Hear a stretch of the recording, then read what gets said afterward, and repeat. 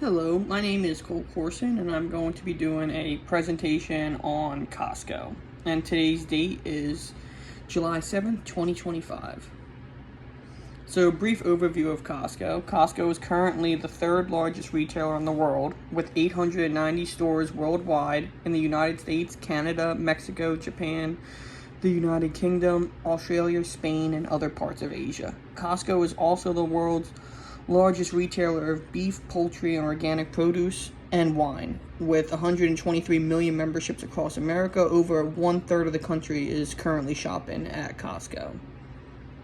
Next is the financial analysis. Costco ended their fiscal year on September 1st, 2024. So their fiscal year of 2024 to 2025 will be ending in about a month or so. So it'll be interesting to see where those numbers come in at. But as far as for 2024, they reported a yearly total revenue of $254.45 billion, with $4.8 billion coming in membership fees alone.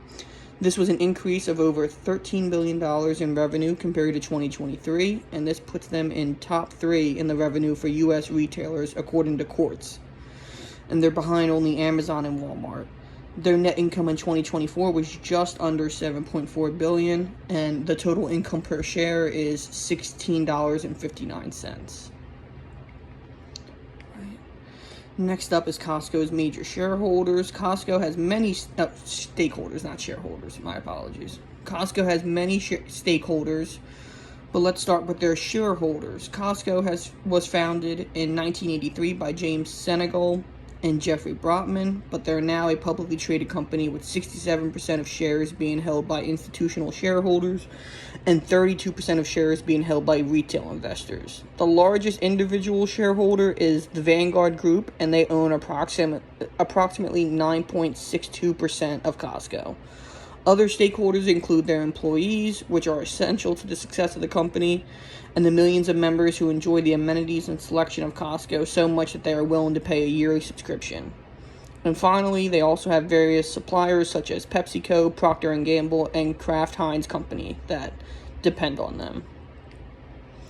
Next up is the SWOT analysis. First, for their strengths, that includes a strong customer base, lower prices for customers due to their bulk purchase designs, and hundreds of physical locations across the globe. They have very strong e-commerce sales as well, and a strong workforce culture that breeds dedicated employees and a low turnover rate. They have a few weaknesses: high operating costs and an aging customer base, but they can use those weaknesses to build on the opportunities, such as building a stronger online presence to boost their e-commerce sales. They also have some opportunities on social media to lower their aging customer base, and they should continue to expand globally and domestically. Their threats, of course, are their competition, Amazon, Walmart, and the other big box stores, BJ's and Sam's Club, and any market changes could be a big challenge for them. And then when it comes to the Porter's 5 forces in the big box retailers, the threat of new entrants is relatively low because they have difficult barriers of entry like high startup cost. The bargaining power of buyers is relatively low because the membership model of the warehouse club industry kind of takes some of that power away because you're paying to shop there, so you're going to want to continue to shop there. And the bargaining power of suppliers is also kind of low because Costco does such a great job of bulk purchasing and such. And the threat of substitute products and services is somewhat high because customers can find cheaper prices and substitute at places like Walmart and ShopRite, but Costco offers the bulk purchasing to help bridge some of that gap. The intensity of the rivalry among competitors is high because of BJ Sam Club, plus Walmart's unique business strategy helps them compete.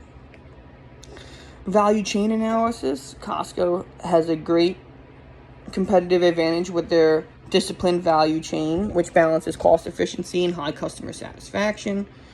Costco's membership model is also another powerful differentiator. When it comes to the resource-based view of Costco, they have plenty of tangible resources such as physical distribution centers, warehouse, equipment. They have good borrowing capacity and cash reserves, so their financial resources are also strong. And as far as intangible resources, they have strong brand reputation, they have that membership model that I keep mentioning, a strong company culture, and strong supplier relationships. And Costco is currently in their mature stage of the industry life cycle. Their hard work the last 50 years has helped build them into a major player in the big box warehouse realtor, and they have a well-established brand and business model.